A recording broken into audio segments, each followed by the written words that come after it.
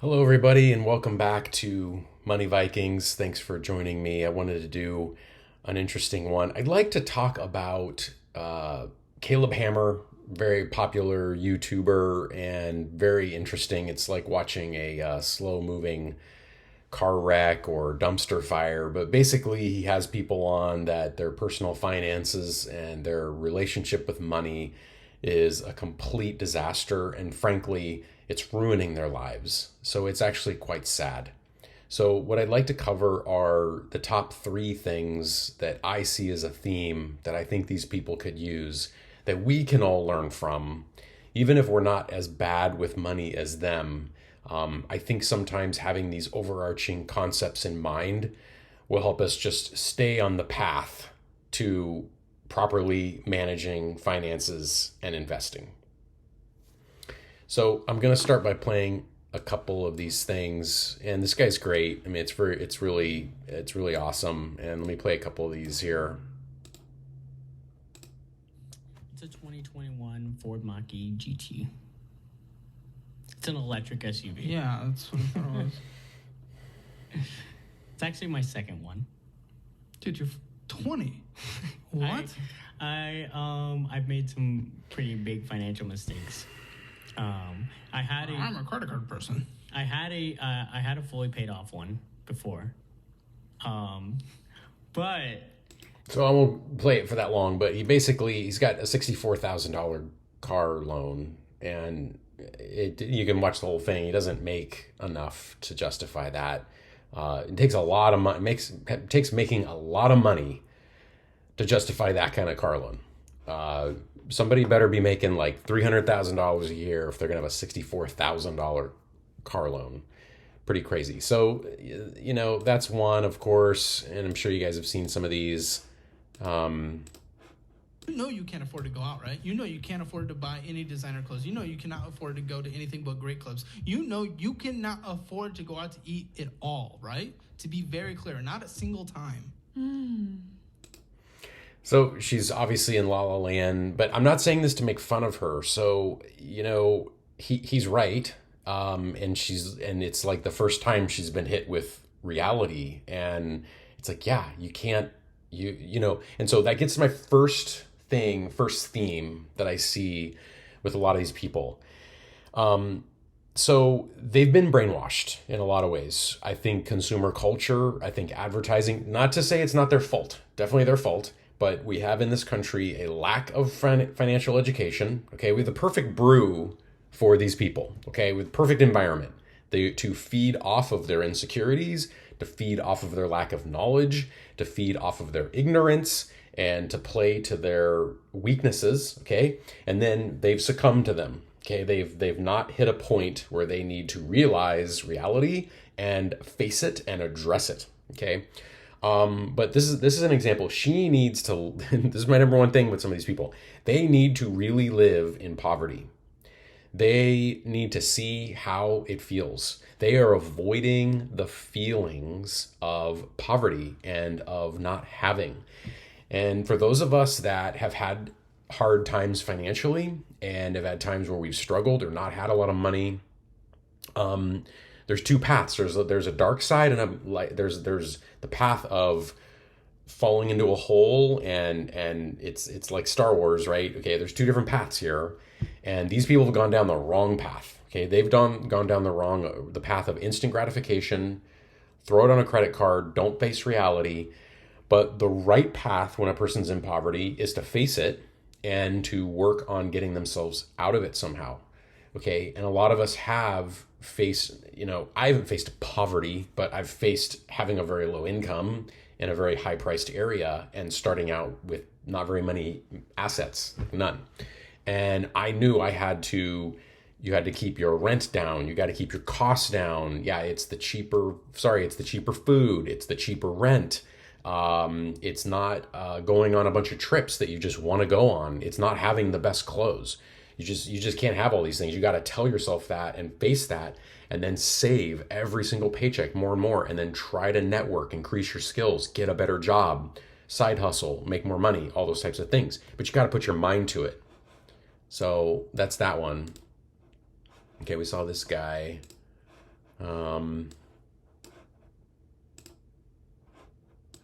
watch 40-year-old can't afford to survive.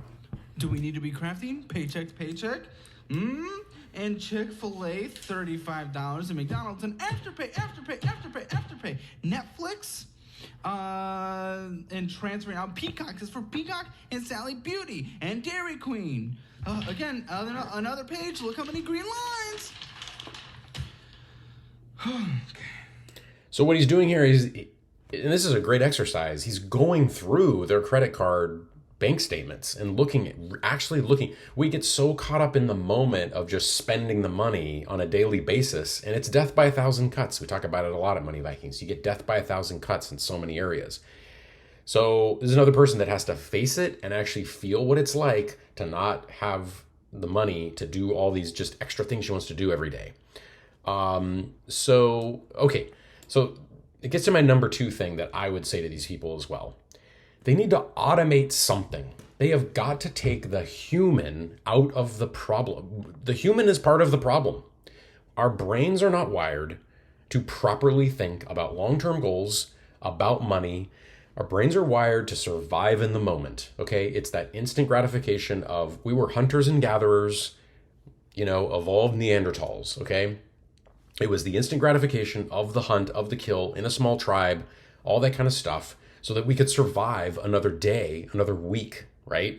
We don't live in that world anymore. Now we're in sort of a, it's more abstract than that. Money's an abstract concept, right? You can't eat money. It's an abstract concept. It's an IOU. It's a store of value. It's energy. It's intention. These are things that are abstract. They're not the meat on the table, the food in front of you. So our brains aren't wired to think that way. So my second thing I tell these people is they've got to automate something. And there's just not a lot of that going on here. And so I would tell them, yes, number 1, live in poverty. You've got to face the poverty. Number 2, automate something, for crying out loud. I've told people before that I've seen with this kind of stuff, like, if it's $50 a month, have $50 a month taken out of your paycheck right away and put into a savings account that you don't see, okay? Hey, at least by the end of the year, you'll have $600 that you never would have had. And so that the next time the tires break on the car or something breaks on the car or whatever on the house, okay, there's $600 there. I don't have to put it on a credit card, but have something automated. So that's my second thing. All right. So let's see what else. 450. 450. Wow, that's a lot. Is it really? Kind of. When'd you get it? Well, it was okay. So that's a whole backstory again. So I got it, I want to say, like 5 years ago. So I was with my ex at the time, and this car is actually a gift to us from his dad. Is it adding up? Just nothing makes sense. Okay. No, he paid. Nothing makes sense. Okay, so you get the idea. So some of these people, I think, no one's going to be able to help them.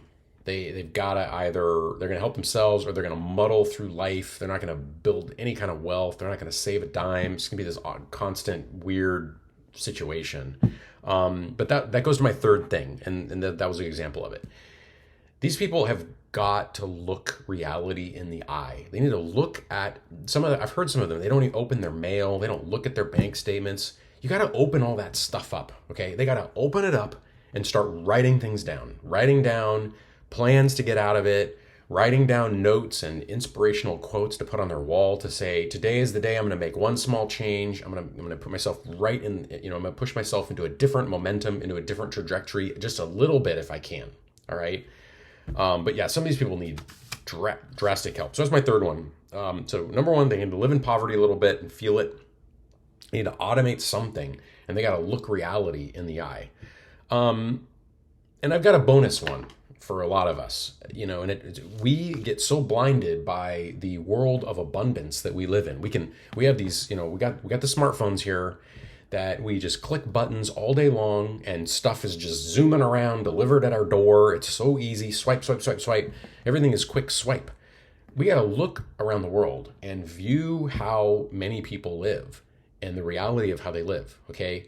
They don't live with such instant conveniences. And I'm not sure that all these conveniences are really healthy for us. You know, we were meant to have a little bit of struggle. We were meant to move around. We talk about that a lot with Money Vikings Health. So anyway, it gives a sense of perspective. It gives a sense of gratitude for what you do have, but focus on what you do have, not constantly looking out at the Kardashian lifestyle and what you're lacking. So anyway, those are some of my thoughts. Great guy, great show. Check it out. And I think those 3 things would really help these people. And the 4th one would be study the world and how people really, really live. Thanks a lot for watching. I hope you got some value out of this and all of our content, and we'll talk with you next time.